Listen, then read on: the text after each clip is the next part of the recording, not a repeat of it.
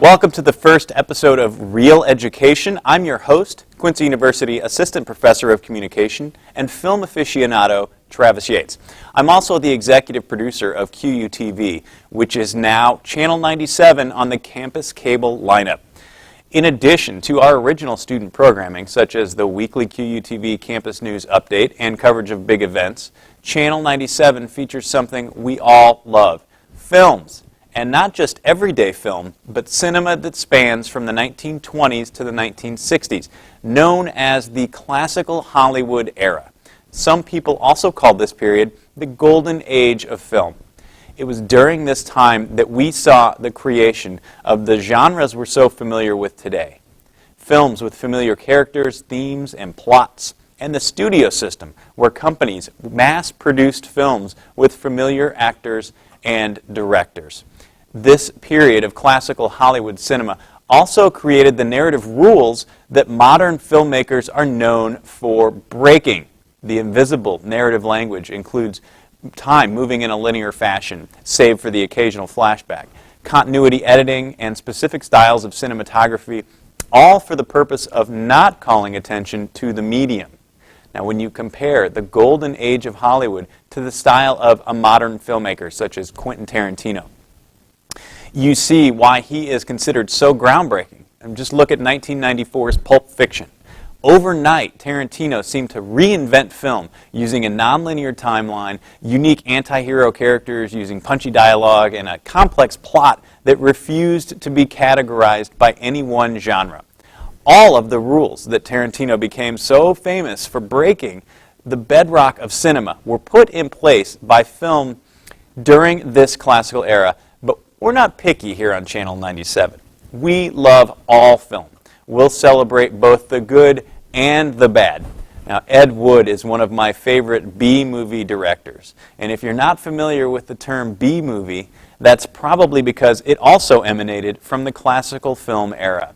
These B-movies were low-budget films, typically the second, less publicized part of a double feature at a theater, hence the B-movie label. You might know this today as maybe the Sharknadoes of the world, or any other film made for the Sci-Fi Channel for that matter. But despite their low budgets, there is a charming quality to these films. Now, they don't have the big budget, they don't have the studios behind them, and they struggle valiantly for some sort of legitimacy. Making a film, any film, is incredibly hard. So we'll showcase some of the classic B movies from the classical era as well. Now, this week's theme is Names You Should Know, featuring films with some of the biggest names from the classical film era. We'll start with one of the most well-known silent filmmakers, Buster Keaton, and his 1931 film, Parlor, Bedroom, and Bath. The comedy is one of Keaton's early talking films, with the funny Charlotte Greenwood starring alongside him as a co-star. Parlor, Bedroom, and Bath is certainly an inside look into Keaton's life. The movie was actually filmed inside Keaton's home. It's classic Keaton slapstick, but with the addition of sound. It's definitely worth checking out for that reason alone.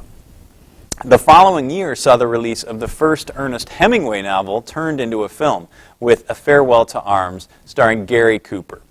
It has a little bit of something for everyone, with romance and war, where an American ambulance driver falls for an English nurse in Italy during World War I. Now, I don't want to spoil the ending, but it's worth a watch for the dramatic final shot, courtesy of Oscar-winning cinematographer Charles Lang. Lang has, get this, 149 film credits as a cinematographer in a career that spans from 1926 to 1973. His most well-known work includes Some Like It Hot and The Magnificent Seven. The film is a classic, winning Academy Awards for Best Cinematography and Best Sound. And it was also nominated for Best Picture and Best Art Direction. A Farewell to Arms is certified fresh by critics on RottenTomatoes.com with a 92% fresh rating. Now, moving on from Gary Cooper to Cary Grant. Our next film is 1939's Made for Each Other. Now, anyone who has ever fallen fast and hard for someone will appreciate this film. Carol Lombard co-stars with Grant, and the on-screen chemistry just sizzles between these two. Grant plays a lawyer that meets and marries a girl after knowing her for just one day. Of course, his bride's mother disapproves, which makes him determined to win her approval even more. Then baby makes 3, throwing yet another wrench into the plan. Now, this may sound like it's a comedy, but it's actually quite the melodrama. In fact, you could argue that Made for Each Other created the formula for all melodramas to follow. Married too soon, money problems, pregnant, sick child. You've got everything but the kitchen sink. Wait, did their water get shut off? Because then you would have everything and the kitchen sink. Now, Cary Grant may not have given an Oscar-worthy performance in Made for Each Other, but he did in the 1941 film Penny Serenade. It's also a melodrama, but it's told in a very different fashion.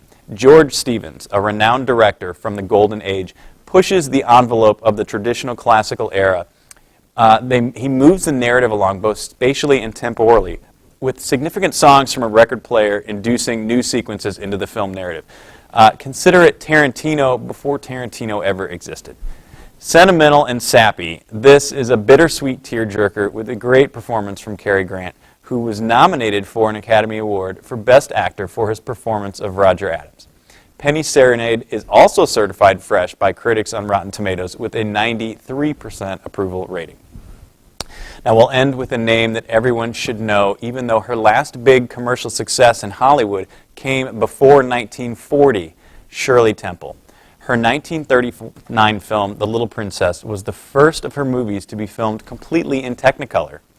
The Little Princess was made for $700,000, but after the film was completed, the studio requested additional scenes be filmed, pushing the budget to more than $1 million, the most expensive Shirley Temple film up until that point. In her autobiography, Temple notes that great pains were taken to make sure that every aspect of the film was true to 1899 in England, which is the time period and setting of the film.